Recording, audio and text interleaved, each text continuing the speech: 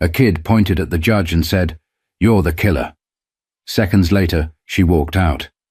What was she running from? The courtroom in Birmingham, Alabama was packed. Rows of wooden benches creaked as people shifted, whispering under their breath. The air felt thick, like a storm just before it breaks. On one side, the prosecutor's table was stacked with legal pads and documents. On the other, the defense attorney sat poised, his client, a former police officer, resting back in his chair, looking too relaxed for a man on trial for murder. But all eyes were on the witness stand. 14-year-old Jamir Matthews sat stiff, hands clasped together so tightly his knuckles turned white. His eyes, big and dark, darted toward the jury. 12 strangers, watching, waiting. His mother sat just a few feet away, her fingers gripping the edge of her seat. The only sign she was breathing was the slow rise and fall of her chest. "State your name for the record," the prosecutor said, standing before him. Jamir swallowed, adjusting the microphone. His voice came out softer than he wanted. "Jamir Matthews." "And how old are you, Jamir?" 14. The prosecutor nodded. He had the kind of expression that adults put on when they're trying to be gentle, but Jamir could see through it. This wasn't kindness. It was strategy. "You understand why you're here today, right?" Jamir's throat tightened. He didn't need to be reminded. His father's name was Darnell Matthews, a man who spent his life standing up for people who didn't have a voice. A man who once told him, "If you see something wrong, you speak on it. You don't let fear win." But fear was winning now. His fingers curled into his jeans as he forced himself to say it. "I'm here because my dad was killed." The room fell even quieter. The defense attorney didn't even look up from his papers, tapping a pen against the desk. The man Jamir was testifying against, Officer Brian Keating, didn't move. Just sat there, his mouth set in a straight line, hands folded neatly. The prosecutor took a step closer. "Tell us what you remember from that night." Jamir closed his eyes for a second, pulling the memory to the surface. It wasn't hard. It was always there, waiting for him. "It was late," he began. "Almost midnight. My dad had just left a meeting. He was working on something. A case about a kid who got arrested for something he didn't do." His voice faltered, but he pushed on. "We stopped at a gas station. My dad was at the pump, and I went inside to grab a soda. And then—" The word stuck in his throat. He could still hear it. The sharp crack of a gunshot. The way time seemed to stretch in those few seconds. The courtroom wasn't just silent now. It was waiting.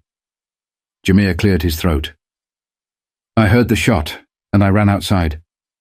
My dad was—" His breath hitched.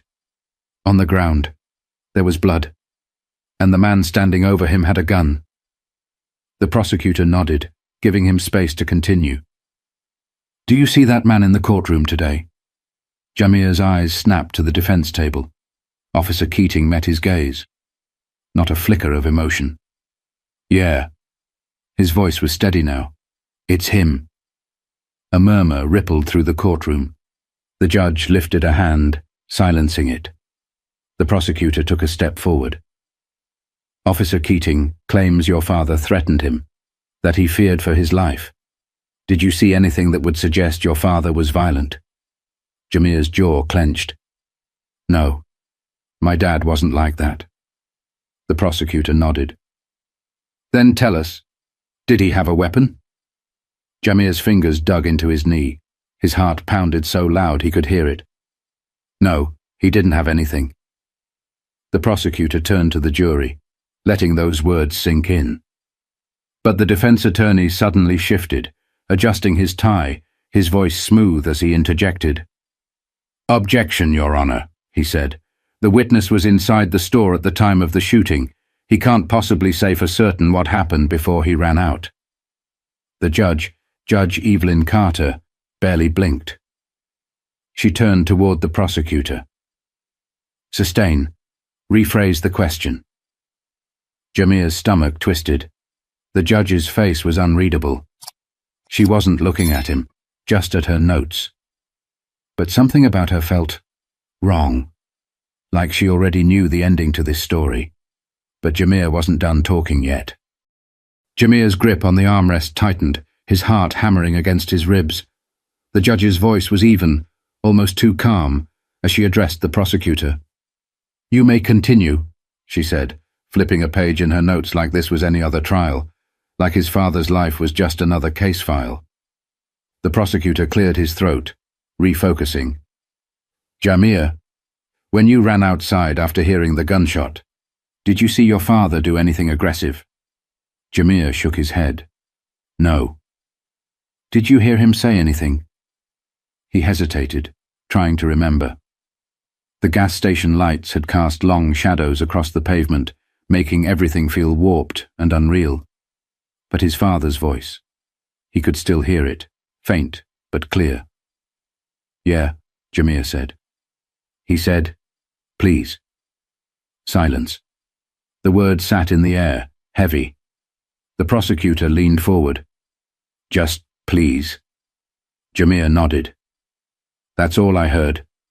Just please." His mother let out a shaky breath from the front row. The defense attorney shifted again, setting down his pen, preparing to pounce. The prosecutor turned toward the jury. "So, let's be clear. Your father's last words weren't a threat. He wasn't attacking anyone. He was begging," Jamir finished. A ripple went through the courtroom. The defense attorney sighed, standing. His suit was crisp, expensive, the kind of fabric that didn't wrinkle under pressure. "Jamir," he said, voice smooth, measured, "I know this is difficult, but you were inside the store when the incident happened. Is it possible that your father reached for something? Maybe the officer thought he saw a weapon." Jamir's chest tightened. He knew what they were doing, trying to turn his father into a threat, even from the grave. He shook his head. "No." "You're absolutely sure?" "Yes." The defense attorney glanced toward the jury, planting the seed of doubt. Then, with a small sigh, he sat back down, like he'd just proven his point. Jamir could feel it happening. The way people's faces changed, how the room wasn't fully on his side. Like the truth wasn't enough. Judge Carter watched without reaction. And for the first time, Jamir really looked at her. Her hair was neat, dark strands streaked with grey, pulled back into a perfect knot. Her black robe sat stiff against her shoulders. She wasn't old, maybe in her mid-50s, but something about her felt worn, like someone who had seen a lot, done a lot, and made peace with it. Except now, as she studied him, something flickered behind her expression. A memory, a hesitation? It was gone too fast to tell. The prosecutor straightened his tie, pressing forward. "Jamir, do you remember what happened after the police arrived?" Jamir's jaw tensed. "Yeah. They put me in a squad car, said they needed me out of the way." The defense attorney's voice cut in. "For your protection, correct?" Jamir turned toward him. "No, they never told me that." A hush spread across the room. The prosecutor seized the moment. "So, just to clarify, your father was unarmed, shot by an off-duty officer, and instead of comforting you, the police locked you in a squad car." Jamir nodded. "Yeah." "Did they let you see your father?" His throat tightened. "No."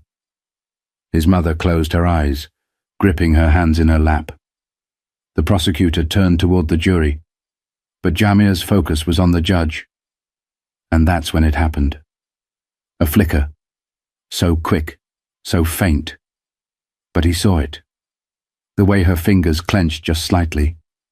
The way her jaw shifted, almost imperceptibly. Like she knew something, but she wasn't saying it.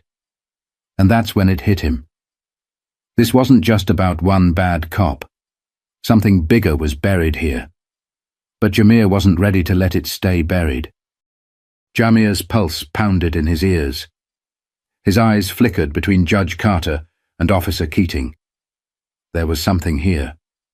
Something just beneath the surface. Judge Carter's gaze had shifted, not by much, but enough. She wasn't staring at him anymore. She was looking past him, like she was somewhere else entirely, like she already knew the ending of this trial. Jamia's breath caught. His father always told him to watch people's eyes. People will lie to you with their words, but their eyes will always tell the truth. And Judge Carter's eyes, they were hiding something. The prosecutor kept speaking, but Jamia's mind was racing. Something about this didn't make sense. The defense attorney had been quick to dismiss him. Too quick. The judge had barely reacted to anything he said. And Keating? Keating wasn't nervous. A man on trial for murder should have been nervous. Jamia stared at the officer's hands, steady, controlled, as if he knew he wouldn't face real consequences. And then it hit him. That's because he didn't expect to. The system was already working in his favor. The judge, the lawyers, the jury, they were all playing their parts. A chill spread through Jamia's chest. But then a memory surfaced. His father's voice, calm, firm, the way he always sounded when he was explaining something important. If you see something wrong, you speak on it. You don't let fear win. Jamia licked his lips. His palms were sweaty, his heart drumming fast, but he sat up straighter. He turned his gaze directly to Judge Carter, and then he said it. "You're the killer." The words cut through the courtroom like a blade. Every muscle in the room went tight. The prosecutor's mouth fell open. The defense attorney's pen slipped from his fingers. The jurors stiffened in their seats. Even Keating, so composed, so certain, tilted his head slightly, just enough to reveal that he wasn't expecting that. But the judge barely moved. Her fingers twitched against the gavel. Her lips pressed into a thin line. A second stretched. Then another. The air in the room thickened. Jamia didn't blink. He could feel his mother's breath hitch behind him, could hear the distant murmurs from the spectators, but none of that mattered. Because Judge Carter still hadn't said a word. That flicker, it was back. A flash of something. Recognition? Guilt? Fear? The silence dragged on. And then, in the slowest, most controlled movement possible, Judge Carter leaned forward. Her voice, when she spoke, was dangerously even. "Excuse me?" But Jamia didn't back down. He could feel the weight of the room pressing on him, the unspoken rules, the way everyone was waiting for him to crack, to walk it back, to apologize. But he wouldn't. He wasn't lying, he wasn't confused. He saw it in her face. And suddenly the pieces started clicking together. The way she had dismissed key details in the case. The way she had sustained objections at the wrong moments. The way her hands clenched every time Keating's name was mentioned. She knew something. Jamia swallowed. His voice was quieter now, but no less certain. "You knew." The room exhaled, not in relief, but in shock. Judge Carter didn't move, but her knuckles were white against the bench. She wasn't denying it. The defense attorney shot to his feet. "Objection, Your Honor. This is an outrageous accusation from a child." But the damage was done. The courtroom wasn't just watching anymore. They were listening. And for the first time, Jamia wasn't the one who looked nervous. The judge was. But the truth was already out. The tension in the courtroom had shifted. No one was whispering anymore. No one was shifting in their seats. Everyone was just staring. Judge Carter's hands stayed still on the bench, but Jamia saw the way her shoulders tensed, the way her throat bobbed as she swallowed. She was rattled. She glanced toward the defense table, too quickly. And for the first time, Officer Keating wasn't relaxed. His jaw clenched, and his eyes darted toward the judge like he was waiting for her to fix this, to regain control. But she didn't. She couldn't, because the room had already changed. Jamia could feel it, the shift in the air. People were questioning now. The jury, the spectators, even the bailiff by the door. Everyone was looking at her differently. The prosecutor hesitated, then finally spoke. "Your Honor, perhaps we should take a brief recess." "No," Judge Carter said sharply, too sharply. A pause. Then she cleared her throat, folding her hands neatly in front of her. "Proceed," she said, but her voice had lost its steadiness. The prosecutor turned back to Jamia. "Son, I need you to clarify. What do you mean by that statement?" Jamia's heart pounded, but he knew what he meant. He kept his eyes on Judge Carter. "My dad wasn't just killed," he said, voice steady. "He was targeted." A murmur rippled through the room. Judge Carter lifted a hand. "That's enough, young man." "No, it's not." Jamia's mother stood up. The entire courtroom turned. She wasn't crying. She wasn't shouting. She just stood there, her hands shaking, her face pale but set with something unmovable. And then she asked the question no one else had dared to ask. "How do you know Officer Keating, Judge?" It was so quiet now that Jamia could hear the faint buzz of the overhead lights. Judge Carter didn't answer. She didn't have to. Jamia saw it in her face. The way her breath caught. The way her eyes flickered toward Keating for the briefest second. But it was enough. The prosecutor turned toward the bench. "Your Honor, I think we—" "I said enough," Judge Carter snapped. But she was unraveling. She was gripping the gavel so tightly her knuckles had gone white. Jamia could feel his pulse in his throat. He didn't know the whole story, not yet. But he knew one thing for certain. This was bigger than just one case. This wasn't about a random shooting. This was about protection, about power, about a system that made sure men like Officer Keating walked free. And now, the cracks were showing. Judge Carter stood. "This court is adjourned," she said, and she walked out. She didn't look at Keating. She didn't look at Jamia. She just left. And in her absence, the courtroom exploded. The courtroom was chaos. The jury exchanged uncertain glances. The prosecutor whispered something hurriedly to his team. Spectators murmured, some already reaching for their phones. The judge had walked out. That wasn't supposed to happen. Jamia sat frozen in the witness chair. His mother clutched his shoulder, her fingers trembling. But it wasn't fear anymore. It was something else. A shift. A break in the pattern. Officer Keating hadn't moved. He sat still, his face unreadable, but his eyes flickered with something close to panic. The defense attorney stood, pulling at his collar. "Ladies and gentlemen, we'll reconvene soon. I'm sure Judge Carter—" "She ran," someone from the jury muttered. And that changed everything. The prosecutor straightened. He turned toward the judge's empty chair, then at Keating. His lips pressed together like he'd just made a decision. "We motion to proceed without Judge Carter," he said, his voice sharp now. "We request an emergency replacement and continue deliberations immediately." A beat of silence. Then the bailiff spoke. "Court will reconvene in 30 minutes. The tensions snapped. Spectators rushed toward the doors, reporters already dialing numbers, lawyers murmuring among themselves. But Jamia just sat there. He could feel it. Something was shifting. Maybe for once, things wouldn't be buried. 30 minutes later, they brought in a substitute judge, someone neutral, someone who didn't have ties to Keating.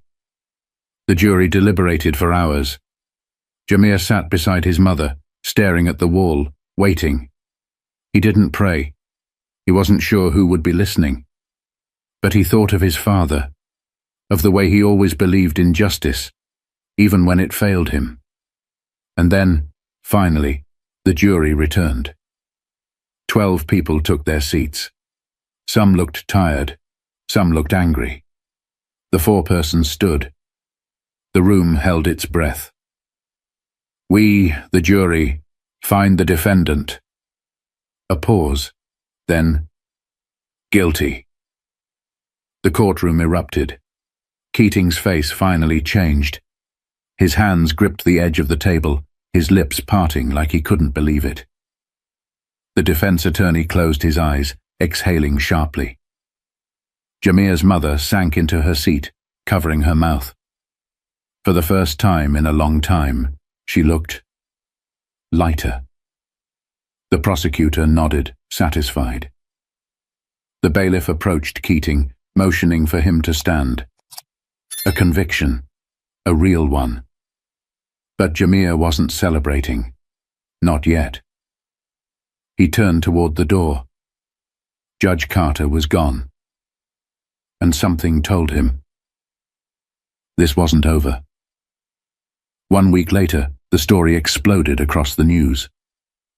Former officer Brian Keating convicted of murder. Judge walks out of courtroom after shocking accusation. Was justice almost denied? People were talking. About Keating, about Carter, about the system that let them get this far. And then, late one night, Jameer's mother got a call. Judge Carter resigned. That was it. No press conference, no explanation. She was just gone. But Jameer knew what that meant. She ran because she was guilty of something. Maybe not of pulling the trigger, but of protecting the people who did. His father was gone. That wouldn't change. But for the first time, truth didn't die with him. And maybe, just maybe, that was the beginning of something different. The fight for justice isn't just about one case. It's about breaking the cycle, calling out the system, and refusing to let the truth get buried. If you believe in standing up for what's right, make sure to like, comment, and subscribe, because stories like this, they deserve to be heard.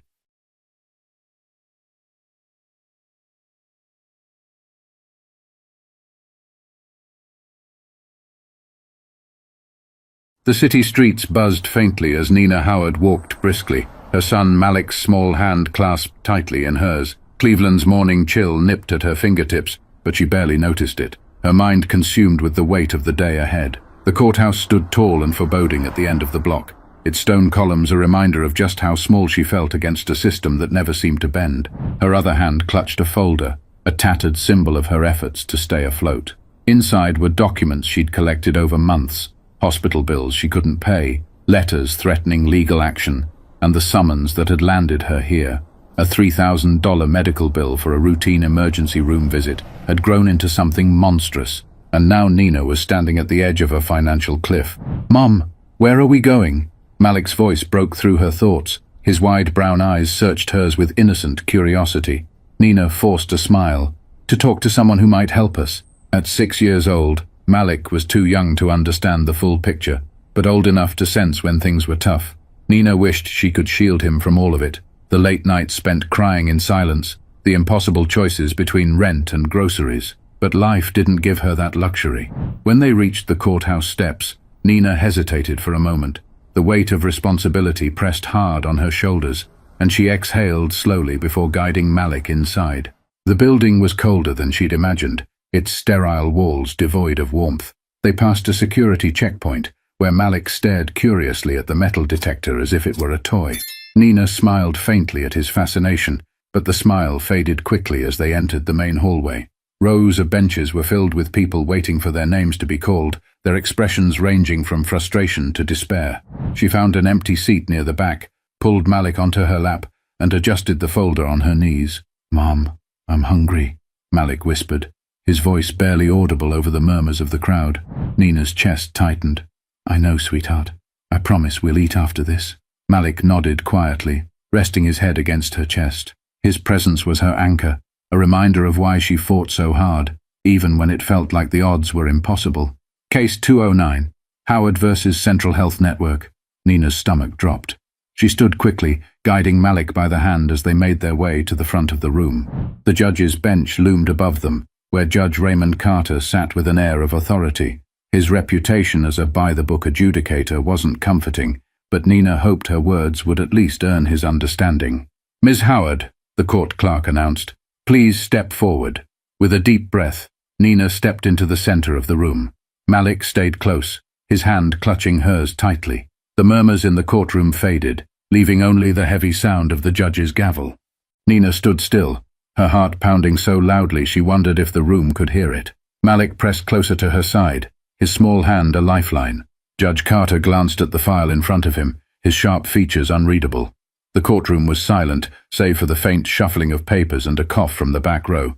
"Ms. Howard," Judge Carter began, his tone firm but not unkind. "You're here regarding an unpaid medical bill. Is that correct?" "Yes, Your Honor," Nina replied, her voice trembling slightly. It's from an emergency room visit about a year ago. My son was sick and I—" "Stick to the facts," the judge interrupted gently. His pen tapped against the desk as he glanced at Malik, who was now staring at the high ceiling as if trying to count the lights.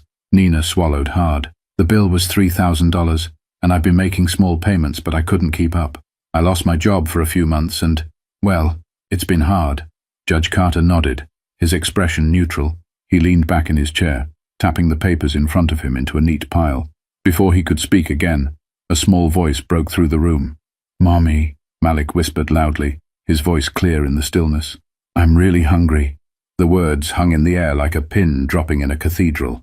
Nina froze, heat rushing to her face. Gasps and stifled laughter rippled through the courtroom, quickly silenced by a sharp rap of Judge Carter's gavel. "Order!" His voice cut through the noise, but his eyes remained on Malik. He tilted his head slightly, a flicker of curiosity softening his otherwise stern demeanor. "Young man," he said, his tone lighter than before, "did you just say you're hungry?" Malik nodded, his big brown eyes meeting the judge's gaze. "Yes, sir. We didn't eat breakfast." Nina's embarrassment deepened. She knelt slightly, whispering to Malik, "Sweetheart, we can't talk right now. Remember what I said?" "But I'm really hungry, Mom," Malik replied, louder this time. His honesty sliced through the courtroom's tension like a hot knife. Judge Carter cleared his throat, leaning forward slightly. "What's your name, son?" Malik hesitated, glancing at his mother for reassurance. When she gave him a small nod, he answered, "Malik." "Well, Malik, court isn't usually a place for talking about breakfast," the judge said, a faint smile tugging at the corner of his mouth. "But since you brought it up, why don't you tell me what you'd eat if you could?" Malik's face brightened. "Pancakes," he said eagerly, "with syrup, and maybe eggs and bacon too." The room let out a collective exhale. A few quiet chuckles followed, but Judge Carter raised his hand, silencing the noise again. His eyes flicked back to Nina, and for the first time she thought she saw something other than formality in his gaze, maybe understanding, or even empathy. "I'm sure you didn't expect this kind of interruption," he said, addressing Nina directly. "But sometimes kids remind us what's important." Nina swallowed hard, unsure how to respond. "I'm sorry, Your Honor. It's been a rough morning." Judge Carter raised his hand, signaling her to stop. "No need to apologize." He turned his attention back to Malik. "But tell me, Malik, do you know why your mom is here today?"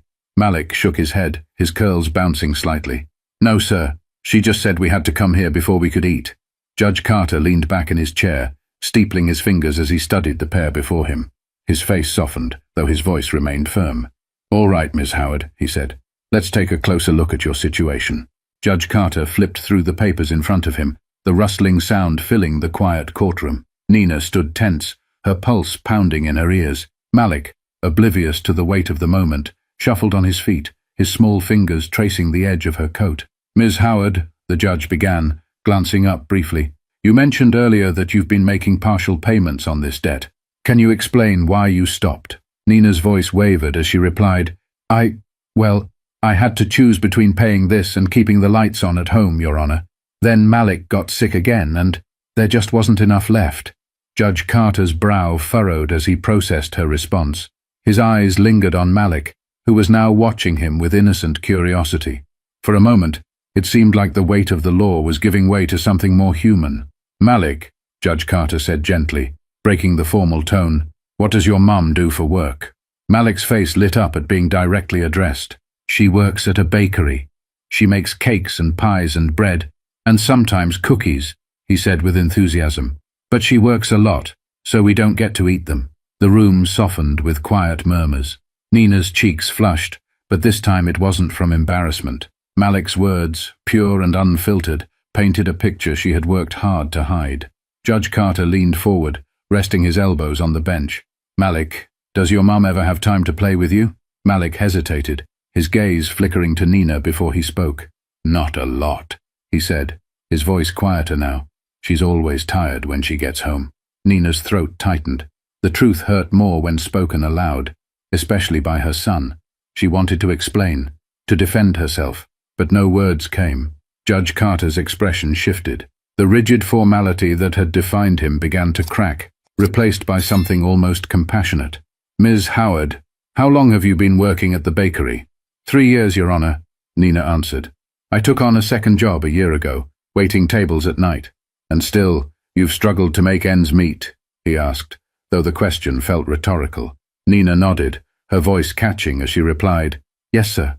Every month, it feels like there's less to go around. The judge exhaled, closing the file before him.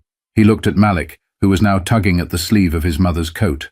Malik, Judge Carter said, his tone almost playful, if you had one wish to make your mum's life easier, what would it be? Malik tilted his head, thinking hard. I'd wish she didn't have to work so much, so we could play more. The simplicity of his answer drew a collective sigh from the room. For a moment, the weight of bureaucracy gave way to something far more personal. Judge Carter straightened, tapping his gavel lightly. We're going to take a short recess, he announced. I'll reconvene in 15 minutes. Nina blinked in surprise, unsure of what this meant. She held Malik's hand tightly as they returned to their seat, her mind racing. What was the judge thinking? 15 minutes felt like an eternity as Nina sat with Malik in the courtroom, her thoughts a chaotic swirl of worry and hope. Malik, however, was unfazed, swinging his legs idly from the bench, his earlier hunger forgotten in the novelty of the situation. When Judge Carter returned, the courtroom hushed instantly. He took his seat, adjusted his robe, and signaled to the bailiff. The man approached the bench and leaned in as the judge whispered something, then nodded and disappeared through a side door. Nina's confusion deepened. She glanced around the room, noticing the puzzled expressions of others in the audience. What was happening? Moments later, the bailiff returned, carrying a plain brown paper bag. He handed it to the judge, who then motioned for Nina and Malik to approach. As they stepped forward, Judge Carter leaned slightly over the bench and handed the bag to Malik. This is for you, he said, his tone unusually soft. I figured it was only fair to take care of your rumbling stomach before we continue.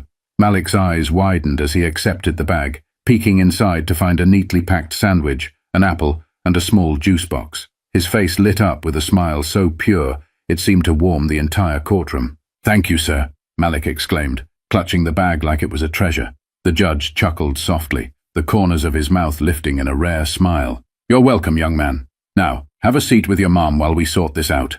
Nina's heart swelled with emotion.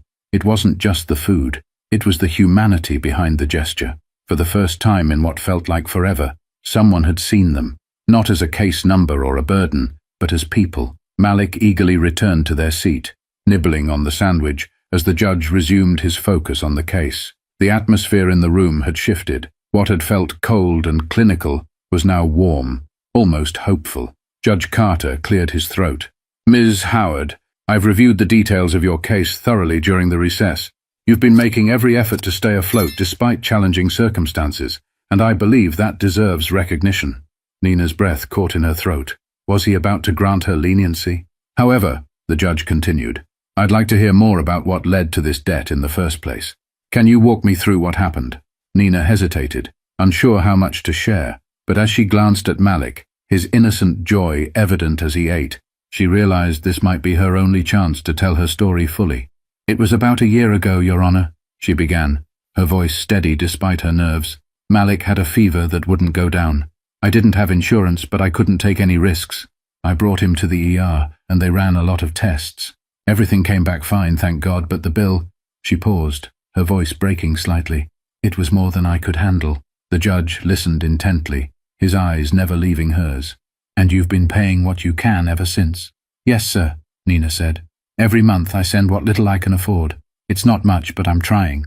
The judge sat back, his fingers steepled in thought. The room was silent, every pair of eyes fixed on the bench. The room seemed to hold its breath as Judge Carter leaned forward, his gaze steady but not unkind. Malik, now finished with his sandwich, swung his feet idly, oblivious to the tension filling the air. Nina stood frozen, waiting for the words that could change everything. "Ms. Howard," the judge began, his tone measured. "Your story is one I've heard far too often. A hard-working individual pushed to the brink by circumstances beyond their control. The system, as it stands, doesn't always allow room for compassion. But today, I believe compassion is exactly what's needed." Nina's heart pounded. Was she hearing him correctly? "I've reviewed your payment history, your clean record, and the efforts you've made to stay afloat," he continued. "I see no reason to penalize someone who's clearly trying their best to make things right. Therefore, I'm dismissing the balance of this debt in full." A collective gasp rippled through the courtroom, followed by a brief, stunned silence. Then, as if a dam had broken, quiet applause began to spread among the onlookers. Nina's legs felt weak, her breath catching in her throat. "Thank you, Your Honor," she whispered, tears pooling in her eyes. "I don't know what to say." "You don't need to say anything, Ms. Howard," Judge Carter replied, his voice softening. "But I'd like to do more than just dismiss this case." He reached for a sheet of paper on the bench and handed it to the bailiff, who passed it down to Nina. "This is a list of resources for single mothers in your area," the judge explained. "It includes childcare assistance programs, financial aid opportunities, and career training options. One of these programs even offers free online degrees." Nina stared at the paper, her vision blurred by tears. Each line felt like a lifeline, a beacon of hope in a storm that had threatened to drown her. "I don't know how to thank you," she said, her voice breaking. Judge Carter's expression softened further. "You don't need to thank me, but if you want to show your gratitude, use these resources to build a better future for yourself and Malik." Malik, catching his name, looked up at the judge with his wide, curious eyes. "Does this mean my mum doesn't have to pay anymore?" The judge smiled, a rare warmth in his otherwise stoic demeanor. "That's exactly what it means, young man." "Cool," Malik said, grinning. His innocent enthusiasm drew quiet laughter from the room, lightening the heavy emotions that had filled the space moments before. As the judge wrapped up his final notes, he looked back at Nina. "Ms. Howard, it's clear you've been carrying a heavy burden. My hope is that this small act of kindness lightens that load and gives you a chance to focus on what matters most, your family." Nina nodded, her voice too choked with emotion to respond. She clutched the paper tightly, her grip firm, but her spirit lighter than it had been in years. The courtroom emptied slowly, murmurs of disbelief and admiration lingering in the air. Nina held Malik's hand tightly as they exited, the weight of the morning replaced with a surreal sense of relief. Outside, the chill seemed a little less biting, the world a little brighter. Malik tugged at her sleeve. "Mom, can we go get pancakes now?" Nina laughed for the first time in what felt like months, a genuine, unrestrained laugh. "Yes, baby, we can get pancakes." The two of them walked to a small diner just a block away, their steps lighter. As Malik eagerly scanned the menu, Nina unfolded the piece of paper Judge Carter had given her. The list of resources felt like a roadmap out of chaos, a path to something better. One line caught her eye: childcare assistance for single parents. For the first time in years, she allowed herself to imagine a future where she could pursue more than just survival. That evening, Malik fell asleep on the couch, his face peaceful as he clutched the toy car he'd brought to court. Nina sat beside him, her laptop open. She'd already signed up for an informational session with the online degree program listed on the judge's sheet. For the first time in what felt like forever, she felt hope. Real, tangible hope. Meanwhile, back in his chambers, Judge Carter sat at his desk, the sound of the courtroom still echoing faintly in his mind. He tapped his pen absently against the polished wood, thinking about Malik's bright eyes and Nina's quiet resilience. He hadn't always been this way. For years he had ruled strictly by the letter of the law, valuing order above all else. But today was different. Malik's innocent interruption had reminded him of something he hadn't thought about in years: why he'd become a judge in the first place.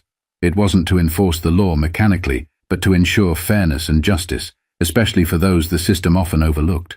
Word of the case spread quickly, starting with the people in the courtroom and growing through social media. A tweet about Judge Carter's act of compassion went viral, sparking discussions about empathy in the legal system. News outlets picked up the story, praising him for using his position to uplift rather than condemn. For Nina, the support didn't end in the courtroom. A local non-profit organization that had seen the story reached out, offering her additional resources to help stabilize her finances. Strangers sent kind messages, and a local community group donated school supplies for Malik. The ripple effect of Judge Carter's decision touched far more lives than he could have imagined. Months later, Nina stood in the same courtroom, not as a defendant, but as a speaker for a program supporting single mothers. Judge Carter watched from his bench as she shared her story of struggle and renewal, her voice steady and confident. Malik sat in the audience, clapping enthusiastically for his mum. As Nina spoke, she glanced toward the judge and smiled, a small gesture of gratitude that said more than words ever could. Judge Carter returned the smile, knowing that moments like this were why justice mattered. For Nina and Malik, life wasn't perfect, but it was better. Each day brought new challenges but also new opportunities, and for Judge Carter, the lesson was clear. Sometimes, the smallest act of kindness can change everything.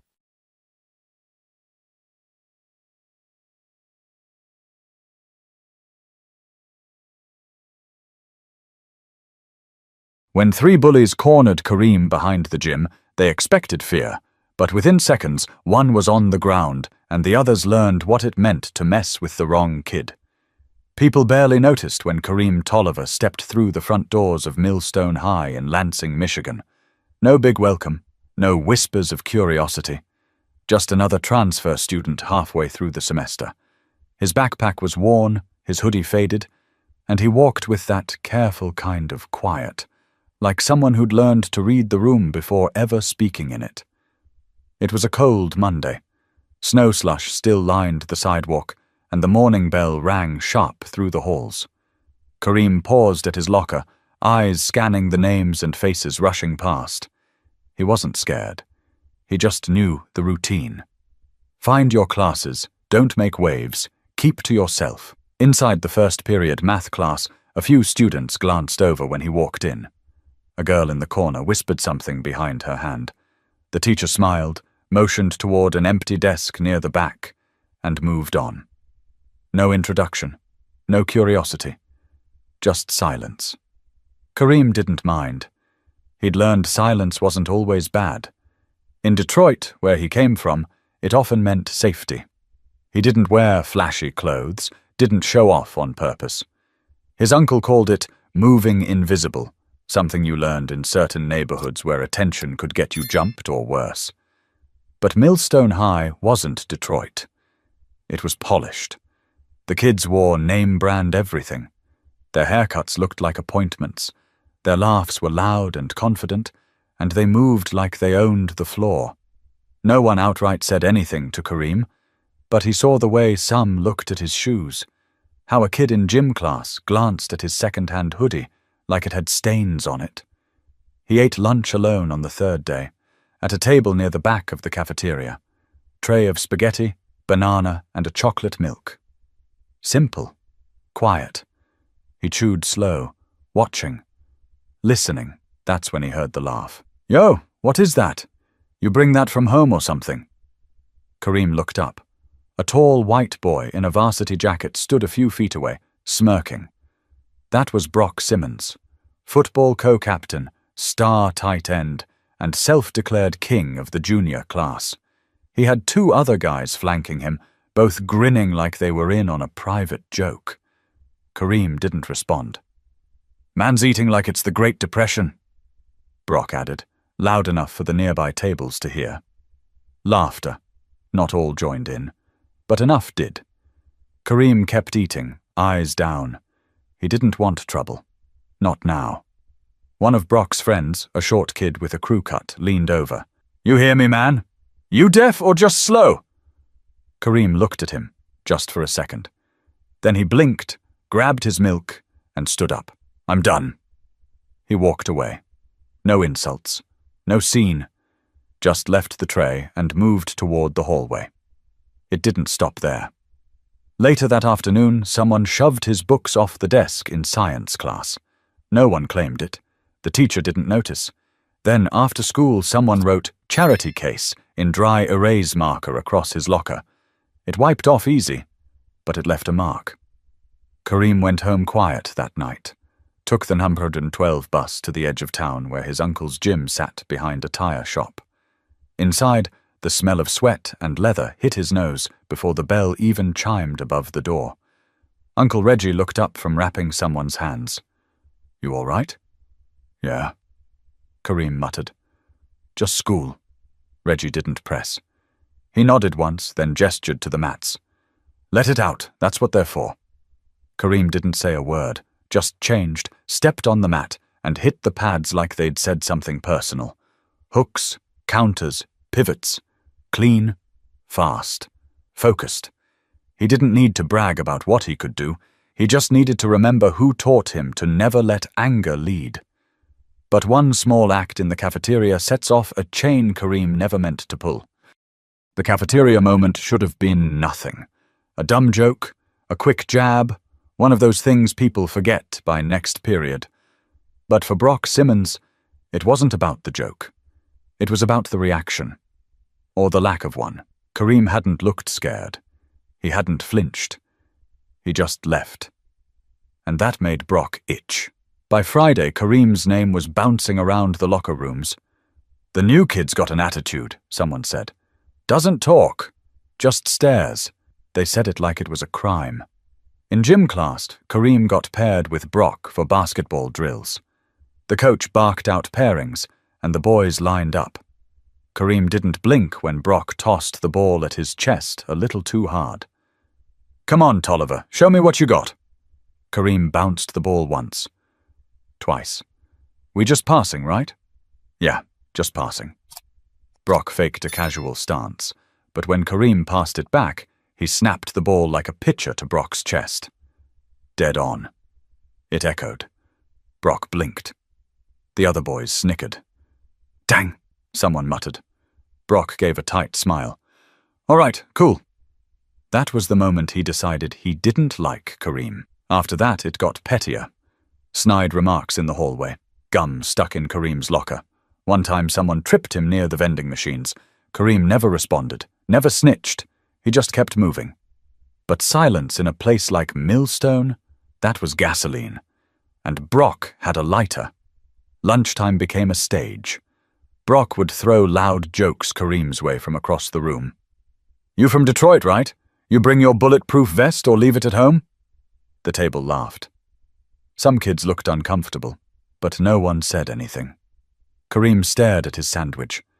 One of the guys at Brock's table, Logan Ferris, leaned over. "Dude, I think he might actually be crazy. Look at him. Doesn't even blink." "He's not crazy," Brock replied, loud enough to carry. "He's just another hood story waiting to happen." That one got under Kareem's skin. After school, he walked a little faster to the bus stop. He knew how things escalated.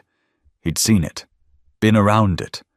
But this time, it felt personal. At home, Uncle Reggie noticed the tension in Kareem's jaw. "You holding something back?" Kareem nodded slowly. "Trying to." Reggie set down his coffee. "Sometimes holding back is harder than swinging. You know what I mean?" "Yeah.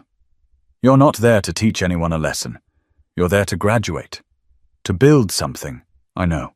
Reggie looked at him for a long moment. "But if someone backs you into a corner, you don't let 'em walk over you either." Kareem didn't answer. He didn't have to. Back at school, the rumors shifted. A new narrative started floating. That Kareem had a record, that he'd been kicked out of his old school, that he'd fought a teacher in 8th grade. None of it was true, but no one cared. In history class, Brock leaned over from behind. "You ever seen a real fight, Tolliver?" Kareem didn't turn around. "Yeah. I mean up close, not on TV. Blood on the floor kind."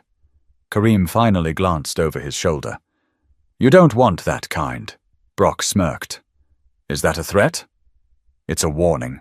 That smile faded just a little. But the next day, Brock made a choice. He caught Kareem outside the gym after 6th period. Kareem had headphones in, walking toward the back parking lot where the late buses waited. Brock and 2 of his friends followed quietly. "Yo, Tolliver." Kareem turned, pulling out an earbud. "You think you're tough?" "No. You act like it. I act like I want to be left alone. You don't get to choose that." Kareem's shoulders tensed. You done? Brock took one step closer. Not yet. The bell rang behind them, and the hallway spilled out with noise, but this moment stayed frozen. But Brock doesn't know he's pressing on something that's been trained not to snap, but strike. The next day was a Friday.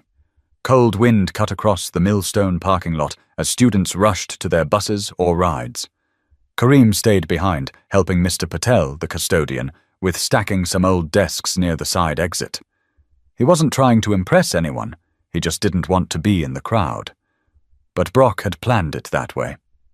By the time Kareem came around the back of the gym, the lot had mostly cleared.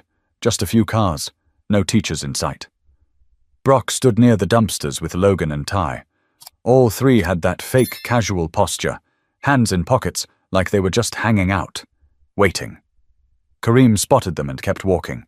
His backpack hung over one shoulder. His pace didn't change. "Hey," Brock called. Kareem stopped about 10 feet away. "What? You think you're smart or something? Just ignoring me every time I speak? I didn't come here for you."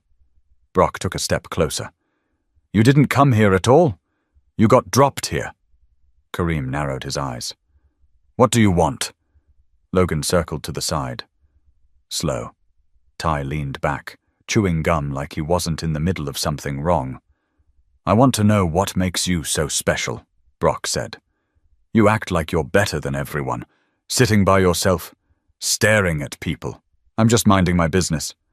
"No, you're disrespecting mine." Kareem looked at him square. "You got something to prove. Prove it." That's when Logan made his move, rushed in with a quick shove to Kareem's chest. It wasn't clean, it wasn't practiced, just aggression. Kareem didn't budge. He didn't swing. "Back up," he said, voice low. Brock laughed. "Go on, Logan." Logan moved again. This time with a wild punch aimed at Kareem's shoulder. It didn't connect, because Kareem had already stepped inside his range. One twist, one sweep. Logan hit the pavement with a smack that echoed. "What the—" Ty started, but he didn't finish the sentence. Kareem turned, eyes on Brock. "Don't." But Brock couldn't stop now. He lunged, aiming high, thinking his size would carry the hit. But size didn't matter here. Kareem slipped under the punch, pivoted, and dropped his elbow into Brock's ribs with just enough pressure to send him staggering. Ty backed off. "Yo, chill, man!" It lasted maybe 12 seconds. Brock was on the ground, one knee down, breathing hard. Logan sat against the dumpster, eyes wide. Ty had his hands up like he'd just watched a stranger flip a car.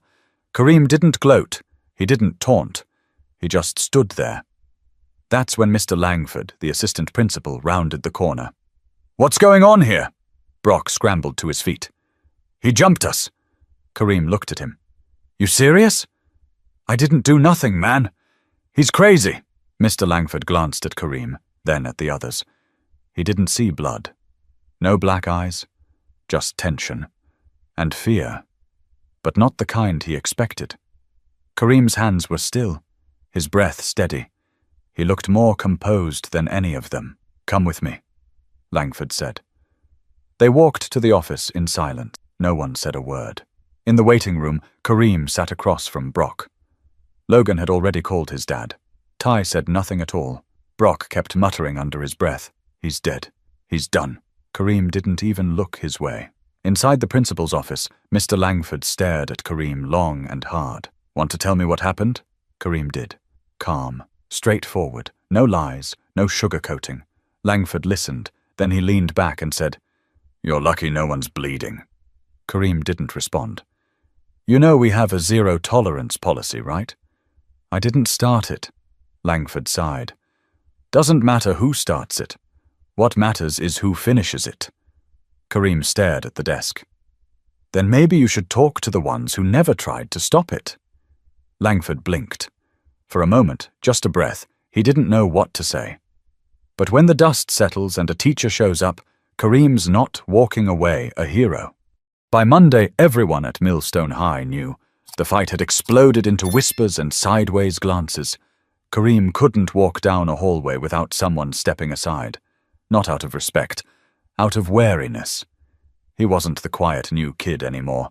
He was something else now, something to watch. In first period, the guy who used to sit behind him moved to a different seat. During lunch, no one said anything when Kareem walked in. No jokes, no comments, just silence. But that silence felt louder than anything. He took his usual seat in the back, set down his tray, and ate alone, same as before. But now it was different. Now they weren't ignoring him, they were avoiding him. Across the room, Brock sat at a crowded table, retelling the story like he was the victim. "Dude's psycho," Brock said. "Came at us like it was a movie scene. Kicked Logan's legs out like he's Bruce Lee or something. Nobody does that unless they've been in real fights." Ty kept quiet. Logan didn't show up that day. One girl at the table raised an eyebrow. "But you guys surrounded him, right?" Brock snapped back. "Nah, we were just talking. He flipped out." She didn't believe him, but she didn't push it. In gym class, Kareem didn't get paired with anyone. Coach Rawlins just told him to shadow drills today. No reason, no warning, just instructions. Kareem didn't argue. After school, he didn't go to the gym. He took the long route home instead, walking past the corner store, then cutting through an alley he hadn't used since he moved. He needed time, space, a place to think. At home, Uncle Reggie sat watching a replay of some old UFC fight. Kareem dropped his bag by the door and slumped onto the couch. "Rough day?" Reggie asked.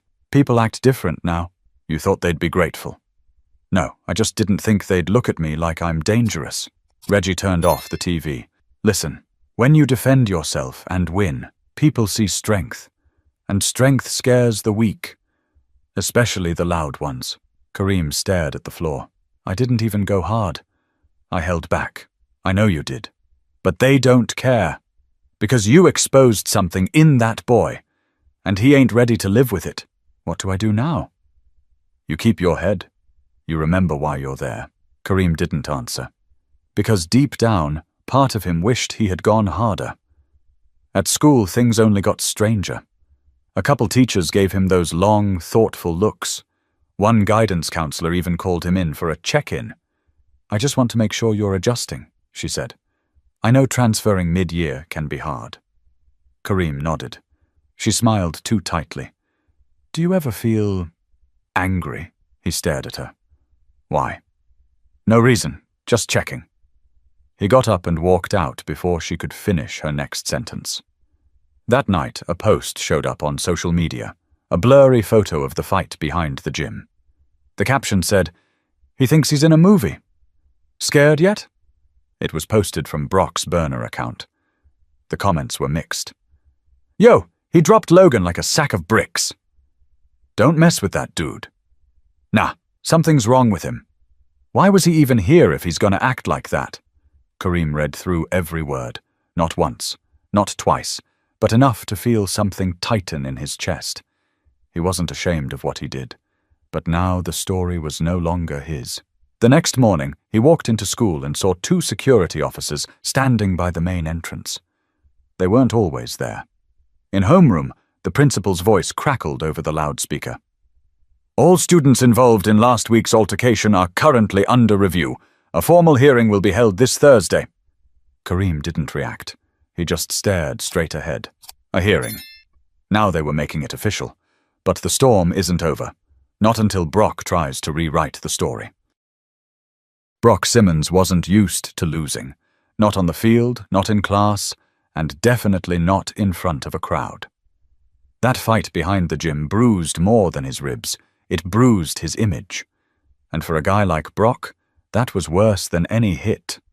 So he did what people like him always do when they lose control. He lied.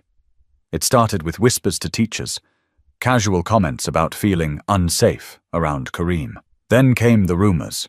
Kareem had been kicked out of 2 schools before Millstone. He'd once broken someone's nose in middle school. He carried a knife in his backpack. None of it true. None of it challenged. The video Brock posted kept getting shared. It was grainy and short, cut just before Logan swung first. But in those clipped seconds, Kareem looked like the aggressor. Calm, calculated, dangerous. Brock added captions. Watch how he moves. That's not normal. He added hashtags. Millstone threat Nappard shouldn't be here. The comments took a darker turn. He's not like us. Bet he learned that in juvie. Expel him before something worse happens. Kareem saw it all. He didn't reply. He didn't post a defense. But silence has a cost too. That Tuesday his mom got a call from the school. By Wednesday, a formal hearing was scheduled with the district office. Kareem would need to appear, with a parent or guardian. Reggie took the day off work. Inside the conference room, the walls were plain. A big rectangular table sat in the center. On one side, the principal, Mr. Langford, a school board member, and the head of student discipline. On the other, Kareem, Reggie, and a folder full of statements Reggie had made Kareem write down in case things went south. Brock wasn't there. He didn't need to be. His story was already floating in the room. Langford cleared his throat. We've had several concerns raised by students, faculty, and parents. It's our responsibility to determine whether Kareem Tolliver poses an ongoing safety threat to the student body. Reggie leaned forward. My nephew's not a threat. He's trained in self-defense. He didn't go looking for a fight. He tried to walk away. He gave them a warning.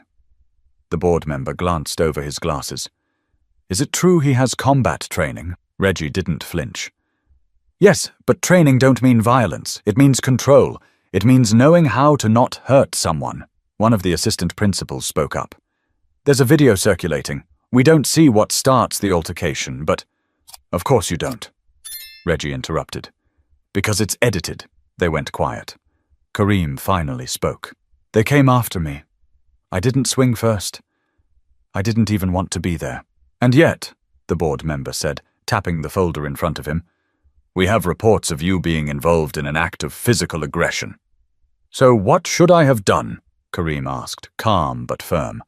Let them beat me? Silence again. Reggie sat back. This ain't just about a fight. It's about what you think my nephew is. You saw a big, quiet black boy who defended himself and assumed he must be the problem. Langford looked uneasy. The board member scribbled something on his notepad. The decision was delayed. They needed more time. Outside, Reggie exhaled slow. You did good. Doesn't feel like it. They heard you. Might not admit it, but they did. That night, Kareem didn't eat much. He sat on the back steps, looking up at the sky.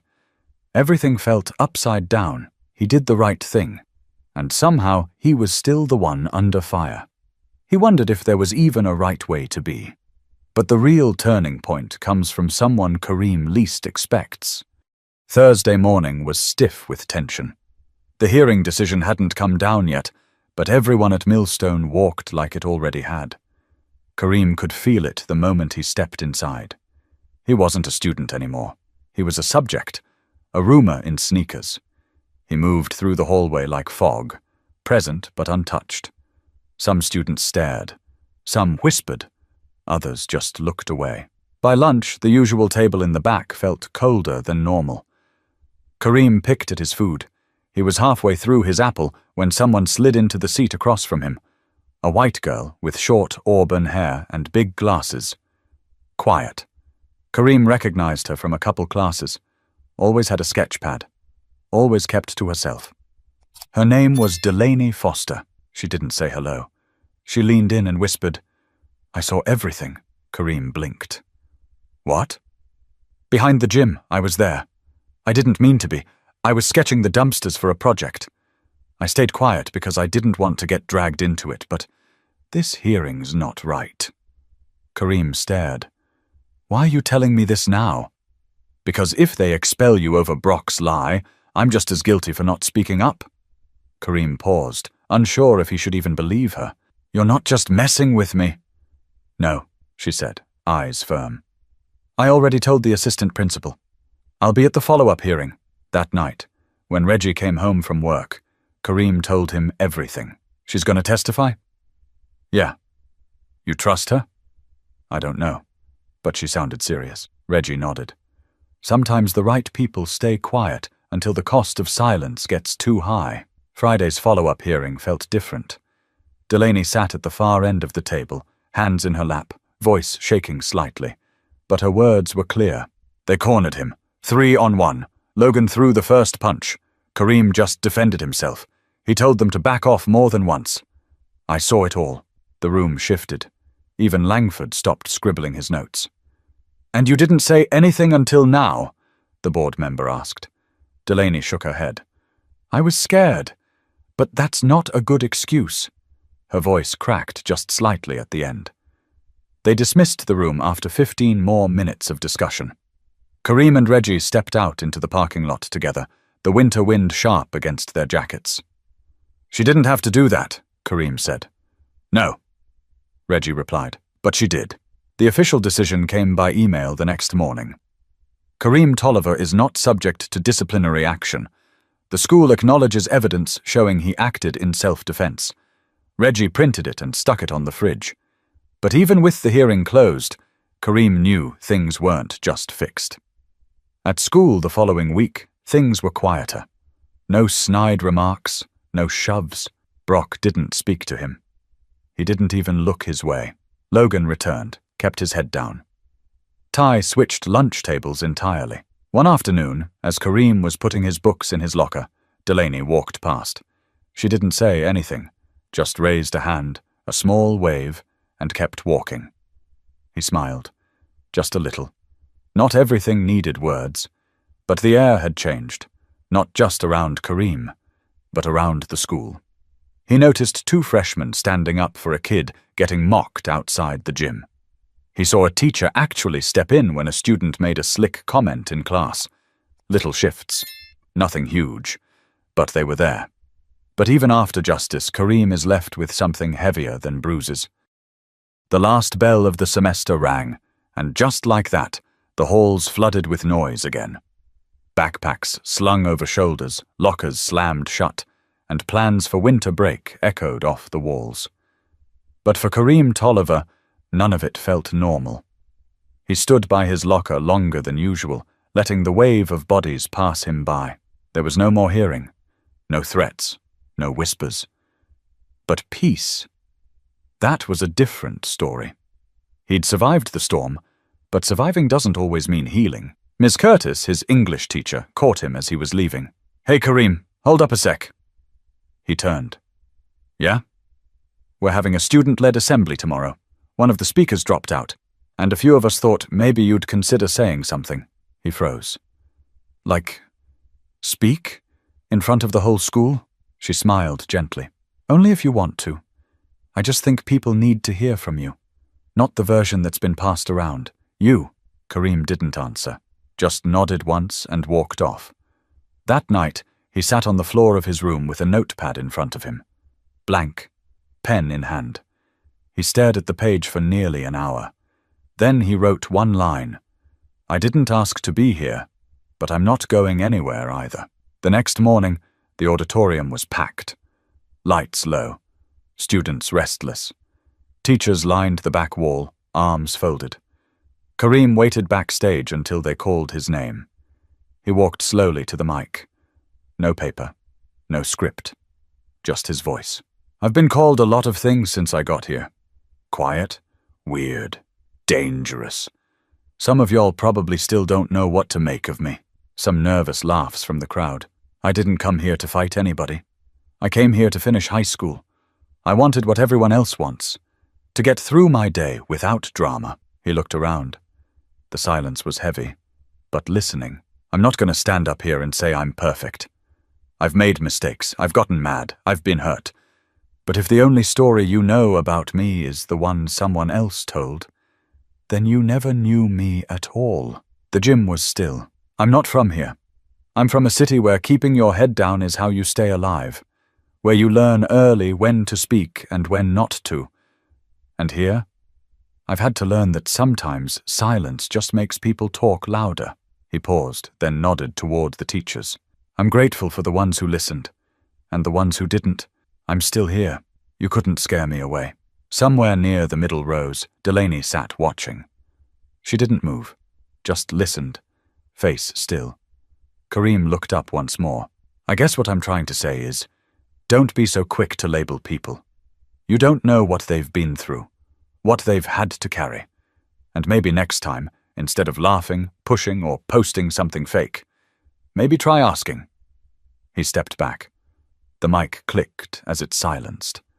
No applause at first, just stillness, then a single clap, then another, and then it rolled.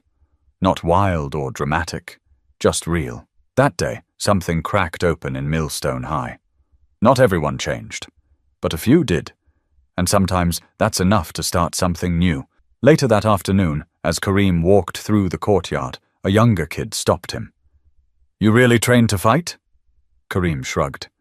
"I trained to stay ready." The kid smiled. "Can you teach me?" Kareem thought for a moment. "You sure you want to learn? It's not about hurting people." The kid nodded. "I just don't want to be scared anymore." Kareem smiled, just slightly. "All right then. First lesson. Stand tall, even when it feels easier to shrink." They walked side by side toward the exit gate. Not as teacher and student, just two kids learning how to move forward. Sometimes the hardest battles aren't the ones with fists, but the ones where you're forced to prove you belong in a world that keeps pushing you out. If this story meant something to you, subscribe to the channel. We've got more stories worth hearing.